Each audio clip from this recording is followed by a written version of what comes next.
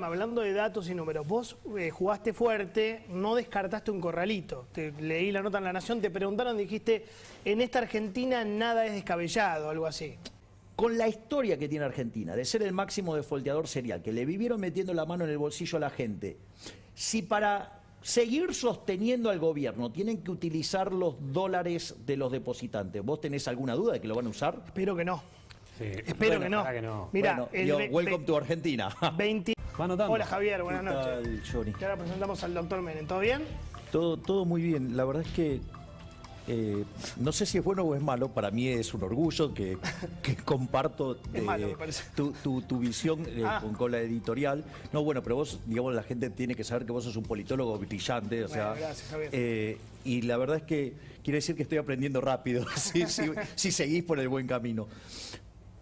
Si me permitís, hago algunas referencias. Dejá que lo saludo y ahora. Por supuesto, a mi amigo. Martín Menem. Martín Menem, mi amigo. Así, Martín Menem. Así es. Bienvenido. ¿Qué tal? Muy buenas tardes ¿Todo bien? a todos. Muy bien, sí. ¿Vos sos sobrino de Carlos? Sobrino de Carlos, hijo de Eduardo. Hijo de Eduardo. Que te trajo, me dijo que te envíe este libro. Un gran abrazo, Eduardo. Con todos los datos de los 90, los una 90. síntesis. Acá. Con una dedicatoria especial para vos. Ahí está. Acá tiene ya 6 meses, 8 meses, con todos los datos del INDEC, cuando decía la verdad, y de todos los ministerios de la época. Ahí puedes consultar todos los números cuando necesites. Bueno, ahora vamos a charlar porque está con vos en La Rioja. ¿Sos diputado provincial? Diputado provincial por la capital, por el partido y por las ideas de Javier. Mira, un Menem con Milei. ¿Quién lo hubiera dicho? De Menem a Qué Milei. fuerte. Ahora te voy a preguntar qué hubiera dicho Carlos de esto, ¿no? Lo hubiera festejado. Vale, contame. Mira, yo creo que hay varias cosas muy interesantes de lo que vos has dicho en la editorial. La primera es, vamos a citar a Popper, que es lo que se llama la paradoja de la intolerancia. Claro. No digo, sí, vos sos tolerante, pero no sos tolerante con los intolerantes. Es decir, si va a venir alguien y te pone una pistola en la cabeza, más vale que reaccione porque si no sos boleta. Que creo que es lo que vos estás diciendo. Sí, totalmente. Digamos, o sea, podríamos decir Popper presente. Lo otro es muy interesante cuando mencionás la lógica del polilogismo, ¿sí?, de los populistas, en especial del kirchnerismo, o sea, Hegel. O sea, pueblo o antipueblo, o sea, se rescata una virtud, se arrogan esa virtud y al resto le tiran toda la porquería. Una de las declaraciones que están ahí son bastante complicadas porque hay un ministro, ¿sí?, que habla de... Nosotros somos el pueblo. No, pero el que viene después, el de salud, cuando habla de las grandes tiranías en Europa. O sea, a mí me da repulsión mencionarlas. Bianco cuando dijo lo del nazismo. Sí. Digo, pero él después hace esa referencia hegeliana, con lo cual está en un lugar peor todavía. O sea, yo creo que no entienden ni siquiera lo que dicen, porque si lo supieran quedarían espantados. Después, o sea, hay otra cosa muy interesante, digamos, o sea, la miserabilidad de los distintos bloques en los que se está partiendo Juntos por el Cambio. Ese es el punto central. Claro, porque hay... Egoísmo, ¿no? No, digo, porque ¿cuál era el argumento con el que te espantaban? Estamos a 7 votos de Venezuela. Bueno, ahora no sabemos. Ahora puede ser cualquier cosa. ¿Por qué? Porque muchos de esos no discrepan de los que piensa el kirchnerismo. Piensan igual. El problema son los modos. O sea, yo puedo mencionar varios de estos casos. ¿Quién piensa apareció el kirchnerismo de ahí? Mira, ¿algunos radicales decís vos? No, bueno, de hecho, el señor 125 fue ministro de los K. ¿Quién es el señor 125? El señor Lustó.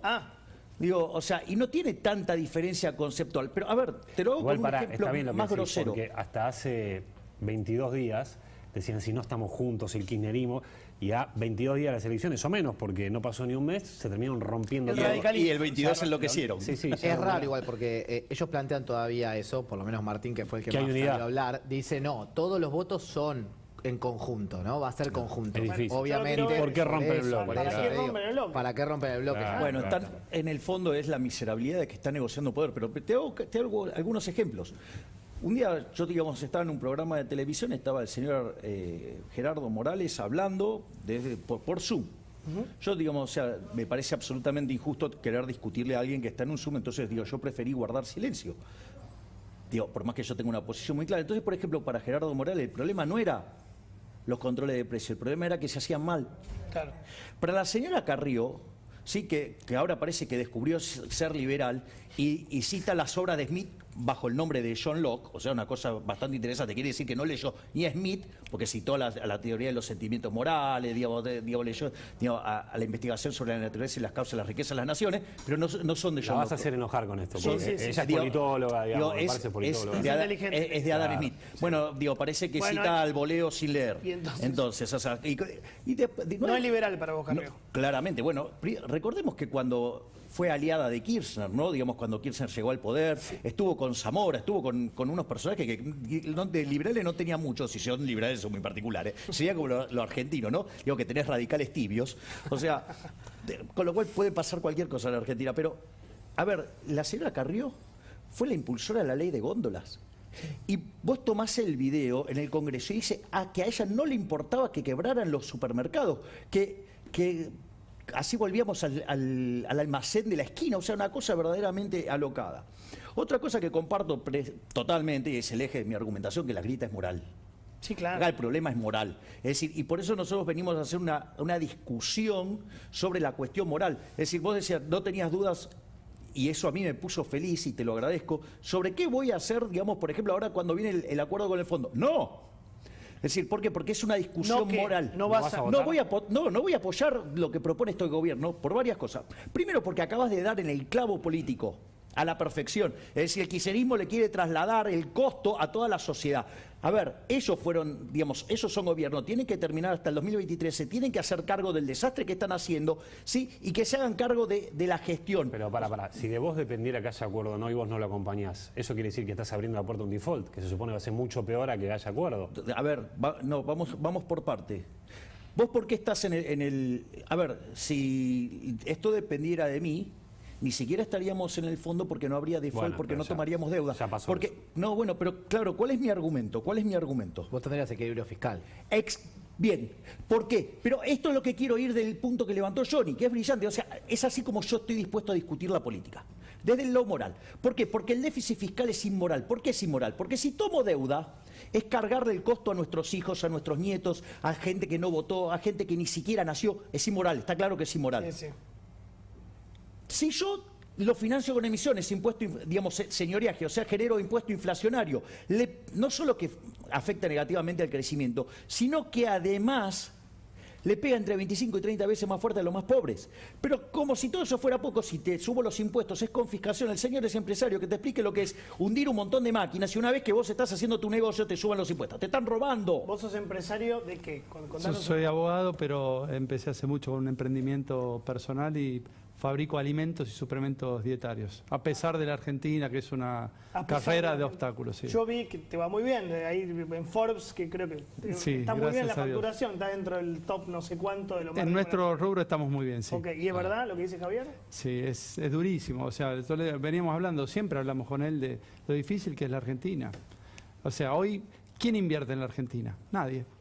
El que tiene $1, escuchás las embajadas de otros países. El embajador hoy de Países Bajos dijo, hay 15 tipos de dólar diferentes, no se puede, ¿no? O sea, cualquier inversor que quiera entrar a la Argentina no puede salir, entonces ya está cerrada la puerta de entrada, la puerta de salida no existe, entonces es muy complicada la Argentina. Entonces, en algún momento las ideas que viene expresando Javier hace tiempo, de las que yo estoy, digamos, muy enrolado, si querés, y las que voy a bancar siempre, hay que empezar a transformar la Argentina una vez por todas.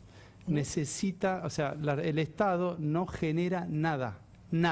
Lo que genera, el Estado solo cobra impuestos de los que producen bienes o servicios de mejor calidad, mejor precio. Eso lo aprendimos todos los que estamos del otro lado, los que damos laburo, los que pagamos impuestos. Claro. La Argentina tiene que cambiar. ¿Por qué alguien como vos no se hizo macrista antes de hacerse de Milei? Y por el resultado final. O sea, peronista. Sí, bueno, el peronismo por ahí. Pero Menem era el tío y el papá. Era peronista, tu tío. Perdón, lo de la comida. Venimos de familia de origen peronista, no lo voy a renegar, pero del peronismo republicano, donde hay una división de poderes. Liberal en el peronismo de la libertad. En los 90 hubo libertad económica y los resultados están a la vista. Mirá, tengo una pregunta para los dos. ¿Quién fue el mejor, está cantada, el mejor presidente de la democracia para vos? Ya lo dijo. Menem, sin lugar a dudas. ¿Para vos? Los números de los 90. Carlos Menem. Claro. Pero ¿puedo dar el fundamento? Sí. Hay un trabajo de Gerardo de la Paulera Bozzoli e Irigoyen, que se llama Passing the Buck. Desarrolla el índice de presión macroeconómica y rankea a todos los gobiernos de la historia. El primer gobierno de Menem es el mejor gobierno de la historia. El primero. Sí. Pues después termina con déficit fiscal, Menem. Sí, pero ojo que con el segundo, a pesar, digamos, de queda tercero en el ranking, hacen unas mejoras para contemplar justamente los problemas del déficit fiscal y la venta de las privatizaciones y todas esas cosas. El primer gobierno sigue siendo el mejor de la historia y el segundo gobierno cae al sexto lugar, pero digo, no es que... ¿Y el peor de la democracia para vos? Le cuesta. Del último de la periodo. vuelta a la democracia. Del 83 para acá. Y está entre Alfonsín y Alberto Fernández. Qué fuerte. Pero Alfonsín recuperó la democracia. Bueno, no él, pero... Vamos, dale. Pero Alfonsín tuvo huevos contra los militares. Sí, los mismos que tuvo seguramente en el 2002 cuando salió con Duhalde. No lo querés nada, Alfonsín. Es que él decía que un poquito de inflación está bien y se fue como una rata con 5.000% de inflación. ¿Pero te parece peor el de Alfonsín que el de Alberto Fernández? No, están cabeza a cabeza, son muy malos los dos. ¿Para vos? O sea, no me gusta hablar de personalismos, no es el gobierno de Menem, pero como gestión, la primera gestión, e incluso la segunda, cuando la mirás en retrospectiva, ¿contra qué la comparás? Claro, la comparan contra la primera que fue demasiado buena. Pero si ojalá estuviéramos en el 97, 98 hoy y creo que todos estarían muy contentos. ¿Y la peor para vos? No, la peor para mí es esta. Yo era muy chico. Sí, esta sin dudas. La peor gestión de la historia. No tienen nada para mostrar. Pero por eso no ves nada bueno. Decime un logro, un número que esté bien. Yo soy seguidor de las ideas de Javier porque primero los datos. No hay ningún dato que sea positivo. A Oppenheimer, a Friedman, ¿viste? O sea, es un relojito. El liberal. Es un relojito. Escuchame, hablando de datos y números, vos jugaste fuerte, no descartaste un corralito. Leí la nota en La Nación, te preguntaron, dijiste, en esta Argentina nada es descabellado, algo así. Claro, bueno, nada es descabellado. O sea, porque la pregunta fue respecto a la situación de los dólares. La realidad es que Argentina tiene 14.000 millones de dólares aproximadamente de depósitos en dólares. Y la realidad es que los encajes son enormes porque la verdad que no le prestan a nadie, o sea, por lo tanto vos tenés cerca de 11.000 millones de dólares. Ese es, por lo tanto, digo, vos vas a ir a buscar los depósitos hoy en dólares, los dólares están. ¿Están? Sí, en realidad, pero acá está la trampa.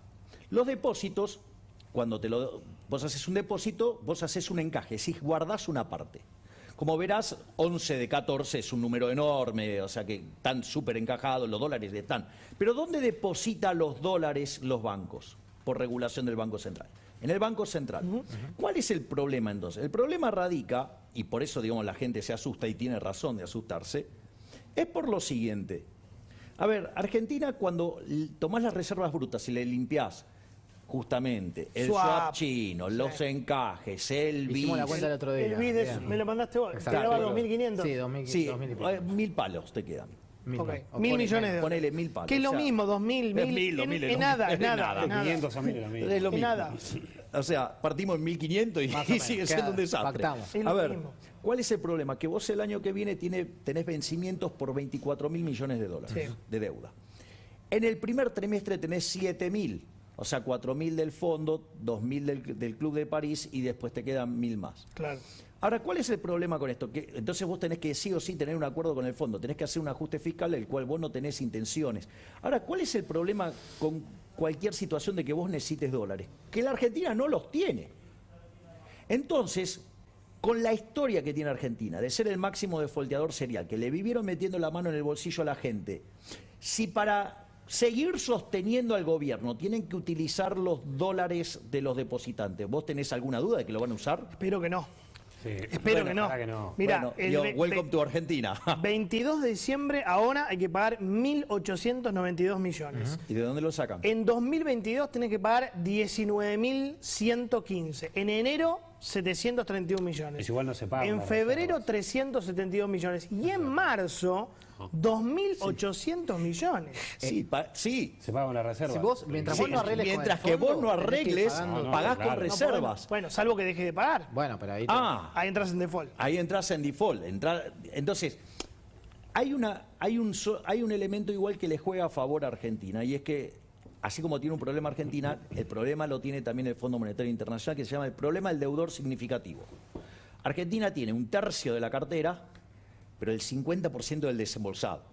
Claro. Es decir, que Argentina defoltea y lo quiebra el fondo.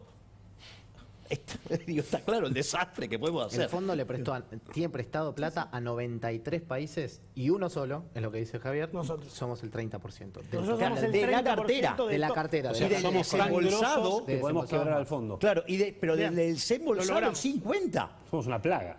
No, somos nefastos. plaga, O sea, digo, igual, digamos, o sea, viste que que no pudo el mundo entero. libera, o sea, quizás en el fondo Plaga. lo que quiere el kirchnerismo es amigarse Vamos, con los porque liberales queremos extremos que quebrar al quieren fondo. quebrar al fondo. Claro. O sea, no habiendo alcanzado en Argentina, vamos a quebrar el fondo también. Exactamente. Entonces, frente a esa situación, yo hago una pregunta en serio. ¿Alguien descarta de que el gobierno, con tal de sobrevivir, le meta las manos en los depósitos a la gente? Ya lo hizo. Este gobierno no, lo hizo Duhalde.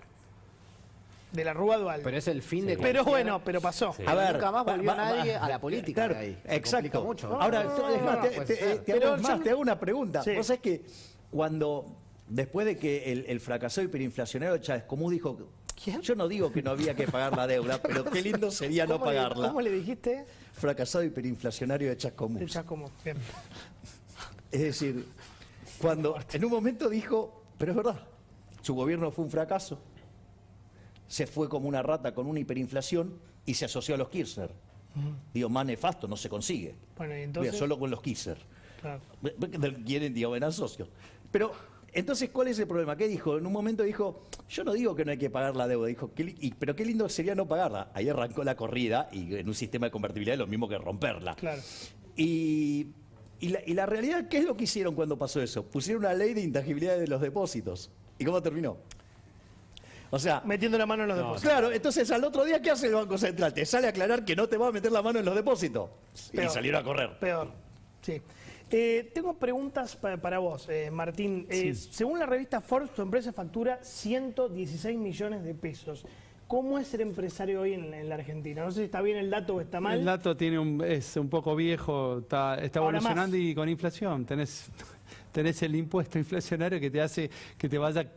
Todo crece, tenés que hacer un plan de negocio en Argentina, es muy difícil. Muy difícil, claro. Muy difícil decir, ¿cuánto va a tener? El año que viene no va a tener inflación de menos del 50%. Que lo diga el economista, acá el que sabe. Si tuvieras Piso. que decir esto, corrémelo para que yo invierta. Sí. ¿Qué tienen que hacer? ¿Bajar impuestos? ¿Menos juicios laborales? ¿Por dónde pasa?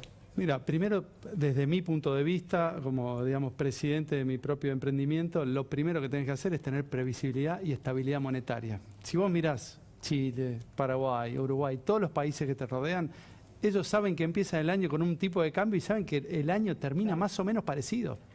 O sea, cualquier plan de negocios tiene que estar de una manera atado Y no hay a una inflación, estabilidad monetaria. Que vos sepas que tu moneda vale, que sirve, y no andar pensando todos los meses que el gerente, el que más labura es el financiero, que está viendo que no se le escape el tipo de cambio, que la importación de materias primas para darle valor agregado y volver a exportarla. Bueno, en ese sentido tenés razón que la única vez que hubo estabilidad monetaria más o menos continuada fue con Menem entre el 89 y el 99, Entre 2000. el 91, 91. y el 2001. O Claro. sea, de hecho, si vos tomás la historia de la inflación argentina, antes de que toda la época previa a la existencia del Banco Central era 0,9% Claro. anual.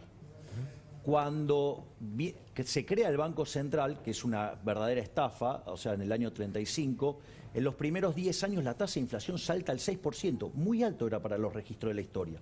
Después se nacionaliza el Banco Central Nacional y Popular, o sea, en el 46 lo nacionalizamos. A partir de ahí hasta la convertibilidad, la inflación estuvo cerca del 250% anual. Qué bárbaro. Quitamos 13-0 a la moneda, 2 hiperinflaciones sin guerra, un desastre. Vino la convertibilidad. La realidad es que la convertibilidad en promedio te da una inflación del 9%, pero se concentró todo en el primer año y medio. A partir de 1993, Argentina era el país con menos inflación del mundo. No solo eso, en el año 97... Hubo deflación. Y sí, pero crecimos además muy fuertemente. Ah. Después le devolvimos la navaja al mono asesino, ¿sí?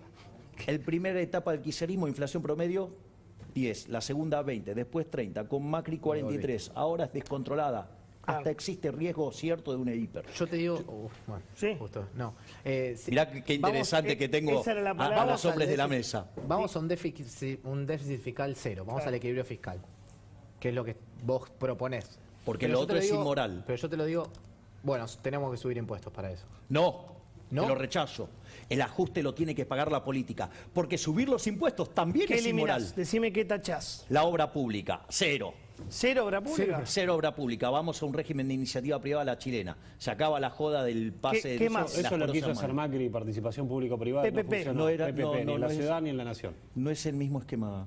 Que eso vas a querer. Él saca al público. No, claro, no, claro. El solo sistema PP, sin la sistema de iniciativa participación privada. Bueno, de hecho, cuando Macri lo lanzó, yo avisé que iba a funcionar mal, porque los políticos tienen las manos porosas. Entonces, o sea, si vos necesitas asociarte con el político para que funcione... ¿Qué más tachás? Vos me dijiste, tacho obra pública. Transferencias discrecionales, nación a provincia, provincia a municipio. Chau, Santiago Letero que se arregle, Formosa que se arregle. ¿Qué más? Pará, si haces eso, mañana no hay para pagar los sueldos de los docentes de la provincia y tenés a Baradel cortando el obelisco. Que ajusten los políticos, que el ajuste caiga en la política. O sea, mira, el otro día en el programa de José del Río, Esper usó una frase brillante. O sea, ¿por qué, digamos, cuando hay que tocar el gasto no y pasarle la cuenta al sector privado sí?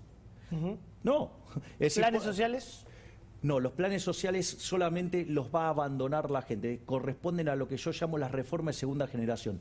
La reforma de primera generación, y en este orden, es bajar el gasto público, bajar los impuestos para que sigas manteniendo, digamos, la consistencia fiscal. Después, la reforma laboral hacia adelante para no violentar derechos, porque si no te prenden fuego todo. Y después abrís la economía en un contexto de estabilidad monetaria. Después discutimos cómo lo consigue cada uno. Quiero mostrar algo que pasó en Uruguay que me gustaría que me lo expliques. Estabas un poquito de mal humor, pero antes lo voy a presentar. Mostrame lo de Javier Milei en Uruguay, dale. Entonces, en ese contexto, nos íbamos a consumir los combustibles, entonces la gente...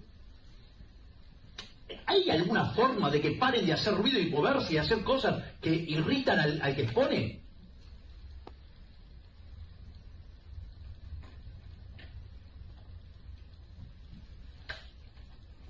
Se te salió la cadena. No te podés calentar así, no te podés enojar así. Lo que va a ser el recinto, imagínate. No, Claro. A ver, Muy bien. lo cagaste a pedos. ¿te puedo contestar con Sí, una sí, pregunta? sí. ¿Conocés el método? No, yo no le digo. No, el método de contestar con una pregunta. Sí. Digo, chiste interno. Sí, obviamente. A ver, ¿vos has presenciado clases magistrales? Sí, Pregunta, mientras que vos estás... silencio. Estampa. Te interrumpen una vez, pedís por favor que no te molesten. Lo haces por 2 veces, lo haces por 3 veces, te suena un teléfono celular. Yo, digamos, o sea, en ese momento estoy tratando de explicar el error del Club de Roma y cómo todo ese conjunto de errores se replican fenomenalmente. O sea, yo entiendo... Reconoceme que no tenés las mejores formas. No, yo digo... Por suerte no subió nadie enfierrado y la apuntó a alguien. ¿No? Podría haber pasado. No. Tuviste light al lado de la última vez. Bueno, digamos, ahí, digamos, en ese caso, como hubo un exceso, esa persona se la echó y se tomaron las medidas pertinentes. Y la verdad que aquellos que estuvieron en el momento, y fue una situación muy complicada, porque... mucha tensión y además... Bueno, digo, se te estaba subiendo alguien del público cuando estaba hablando Victoria, y que además tiene amenazas. Pero ¿sabes por qué te decimos esto? Porque yo conozco mucha gente, amigos míos, que me dicen, a mí me gusta mucho cómo piensa Milei, su ideología, que es liberal, pero no me gustan sus formas. Me dicen, no me gusta lo que le dijo a Larreta. Está bien, pero a ver, de vuelta, Johnny, ¿vos cuánto crees que duró esa conferencia? No, 2 horas. No lo sé. Estamos hablando. Y editaron eso, decimos. No, o sea, eso es un fragmento de 20 segundos donde yo estoy exponiendo teoría económica de alto vuelo, o sea, y yo voy, si querés te muestro cómo son, estas son mis charlas, son todos highlights. Highlights. ¿Me entendés? Son todos highlights. Entonces, ¿qué quiere decir esto? Que yo, digamos, o sea, voy con este tema por una cuestión de orden y después lo voy desarrollando. Yo voy desarrollando el tema, o sea... Estás muy concentrado, ¿se entiende? Claro, entonces, ¿qué es lo que pasa? Yo, por ejemplo, en la medida que voy desarrollando el tema, voy semblanteando al público. Entonces veo qué temas les gusta más, cuáles les gusta menos, y voy acomodando la presentación mientras que la voy haciendo. Algo de mañana. Vos mañana en teoría jurás como diputado, ¿no? Así mañana es la jura, sí. se compone el nuevo Congreso. ¿Cómo vas a hacer para no caer en lo que hizo Lustó, digamos? En no romper un bloque. Porque en teoría con Spert van a hacer un mismo bloque. ¿Van a hacer un bloque? No. ¿Van a ser un interbloque? No. Somos dos bloques distintos. ¿Por qué? Primero porque, digo, a mí me parece que es una discusión de rosca esa. Uno va a ser Avanza Libertad y el otro La Libertad Avanza. Un quilombo. No, porque hay algunas cosas en las que estamos de acuerdo y en otras que no. Eso es lo del Fondo Monetario, por ejemplo. Bueno, claro, yo digo, o sea... No, ¿Él se sienta a hablar con Alberto o no? Exactamente, en esas cosas, o sea... Entonces, o él habla con Larreta y vos no, ponele. No hay chance de que yo me siente con ese señor, con el Steve Jobs falso. ¿No viste que se disfraza de Steve Jobs? Pero la diferencia es que Steve Jobs creaba riqueza, digamos, lograba la satisfacción de la gente sirviendo al prójimo, lo conviene de mejor calidad a un mejor precio. Él, digamos, o sea, cuando quiere gastar en algo, te rompe la cabeza con más impuestos. No es liberal para vos, Larreta. A ver, tranquilo, que te va a dar un ataque con la pregunta. Acaba de crear un impuesto que es a la plusvalía, casi se a la cae de plusvalía inmobiliaria. Tenemos como la sensación de que no te cae bien Larreta. Una sospecha. Mira, yo te hago una pregunta. Yo te propongo dos personas. Los dos son tremendamente malos, son horriblemente malos. Sí. Pero uno viene de frente y te va de frente y dice, te voy a romper. Ok, ya te entendí. Claro. Y te mato. Sí. ¿Vos qué haces? Esa Cristina. Bueno, Tomás. Vos ya estás en actitud defensiva. Claro, digo, vos ya estás en guardia. Claro. Ahora viene otro y te dice que es tu amigo, que esto, que el otro, y cuando te querés dar cuenta te clava el puñal en la espalda. Está bien. Claro. Elegí. No, el que viene con la UCI de frente. Claro. Bien, Diego, bueno, exacto, Bien, bueno. entendimos. O sea, a ver, ¿qué te dijeron?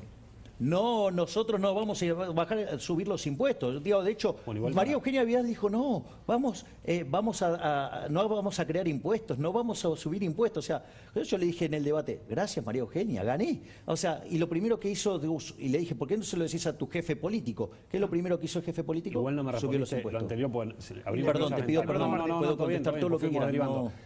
No vas a tener un bloque entonces con Esper, van a ser dos bloques distintos. No van a estar unidos los liberales. No quiere decir que no estemos unidos. O sea, en las cosas importantes, digamos, lo más probable es que los votos sean lo mismo. Es decir, a ver, por ejemplo, hoy coincidimos en una reunión de la Asociación Argentina de los Contribuyentes. ¿Sí?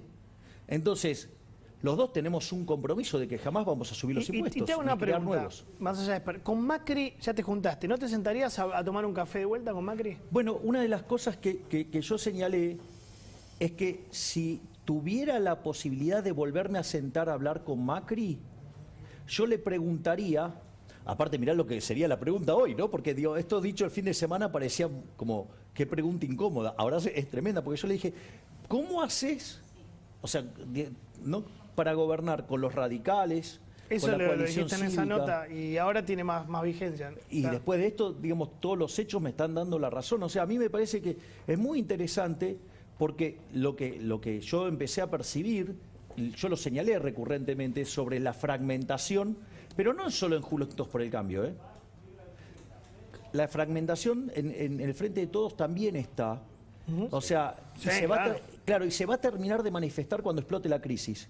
Entonces vos... Bueno, ya explotó, acordate la carta de Cristina. No, la económica, la económica social, dice él. Claro, o sea, no, a los argentinos, viste, nos gustan las explosiones bien machazas. Espero que no. Ojalá que no. ¿La ves en 2022, eso o no? Marzo te voy a decir. Es que cuando cae la demanda de dinero es un factor de riesgo. Claro, por eso todos hablan de marzo. Pero, a ver, ¿cuál es el punto? El punto es que a vos ahí te aparecen lo que se llama el equilibrio de cuartos. Digo, recordemos que con un equilibrio de cuartos, Kirchner ganó, porque le fue funcional la señora Carrió y además le fue funcional el señor López Murphy castigando a Menem. Pero es un detalle, pero digo, siempre los radicales contribuyendo al bienestar de la Argentina. O sea, pero al margen de eso, digo, lo que veo es lo siguiente. Una de las cosas que puede pasar es que la crisis sea tan grande que estos dos bloques fragmentados se vuelvan a juntar porque no los une el amor, los une el espanto. Esa es una posibilidad. Otra posibilidad que, digamos que para mí sería la más interesante, es que haya un ordenamiento ideológico. Cuando yo digo los colectivistas de un lado, o sea, Larreta, Vidal con los radicales, los kirchneristas, con la coalición cívica, y del otro lado los liberales clásicos, los libertarios. ¿Quiénes son? ¿Vos, Espert? Los minarquistas, o sea, bueno, Macri y Bullrich. Los halcones, claro, el menemismo, el peronismo republicano. Esto es lo que yo vengo pensando y no sé por qué nunca lo dije. Decís que la ideología extrema va a ordenar a la oposición. Muchos piensan eso, que cómo va a terminar el esquema. Yo no sé si va a terminar así. Él, Expert, Macri, Bullrich, Pichetto, Patricia Bullrich, los liberales, los halcones. Y más el ala dialoguista, Larreta, Vidal, Frigerio, Lustó, más cerca del otro centro. Es que si vos lo pensás... Lustó estuvo con el kirchnerismo allá, fue, digamos, ministro de Solá, fue presidente del Banco Provincia. ¿Te imaginás al radicalismo? Una cosa, pensá en el kirchnerismo... Digo, Alfonsín estaba con los Kirchner. Digo, que se hagan cargo. Es decir, en el fondo, digamos, o sea, Moró y Santoro son más coherentes que los otros radicales. No, lo que te quería decir es que por tu culpa... No, mi culpa no. No, bueno, por tu culpa y la de Expert, Juntos por el Cambio en provincia y ciudad hizo una peor elección de la que podrían haber hecho. Le sacaron votos por derecha. Y por culpa de la izquierda... Pará, cuando vos mirás, o sea, donde yo saqué más votos, no dice eso. ¿Cómo que no? No, él dice que sacó más votos. Tu voto no va a Santoro, tu voto iría a Vidal, a Larreta. No necesariamente, no. A ver, me estás hablando el voto del empleado, el radical empleado, el radical galerita empleado de Larreta. Dale. Digo, que lo pusieron ahí para romper la estructura radical, la estructura liberal, dale, dejemos de hacer chistes. Pero vos no querés que los que te votaron a vos tienen mucha más chance de votar al macrismo, al larretismo, a lo que sea, que a Santoro. Pero ¿qué? ¿Hay dueños de los votos? O sea, vos me estás planteando, digamos, acabamos arrancando enojándonos con el polilogismo y me planteás el polilogismo. Dale, Luca, dale. Vamos a hacer cosas más, digamos, más divertidas. Dale, mirá qué interesante lo que planteó, digamos, el amigo Viale diciendo, ordenemos ideológicamente. Pero voy a decir no, algo lo dijiste, yo dije que alguna vez lo pensé, que podría llegar a terminar pasando. Claro, y acá, bueno, pero para mí eso tiene un valor. Tiene un valor desde lo empírico y tiene un valor desde lo operativo. A ver, vamos a esta Macri cuestión. le tiró un centro, yo me acuerdo. Que Macri cree que lo necesita él para ganar en 2023. Pero no sé si... No, Larreta no debe querer. Dale que nos vamos. Permitime esto. A ver, existió la alianza, era un frente para qué, para ganarle al peronismo. Fue exitoso, ganó. ¿Cómo fue como un gobierno? Horrible. Un desastre.